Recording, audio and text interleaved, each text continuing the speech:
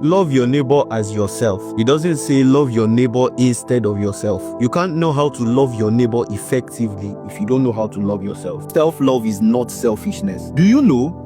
During training, lifeguards are taught to never rescue a drowning person who is still actively kicking. Why? Because in panic, they'll drag you down with them. So lifeguards wait until you are exhausted, or they'll throw you a flotation device first. They protect themselves. Because if the rescuer drowns, there are now 2 victims instead of 1. It is the same on airplanes. I know most of you don't pay attention when the air hostess is passing out instruction, especially on local flights. One of the instructions says, put your oxygen mask on first before helping others. They say this because if you pass out, you can't save anyone. It's not that they want you to abandon people. Even Jesus withdrew himself often, especially in the early hours of the morning, to rest, to pray, and to replenish his stock before pouring out into others again. The world tells you that emptying yourself is proof of love. But the paradox is that if you are empty, what exactly are you giving? Sacrifice without sustainability is not noble. It is destructive. Instead of running to and from the tap to fill other people's cups, why don't you position your cup under the running tap? And then whoever is thirsty can position their cups underneath yours so they can drink endlessly from your overflow. Loving yourself is not the opposite of loving others. It is the prerequisite. Because if you lose your breath, you can't give anyone air. If you sink, you can't pull anyone out.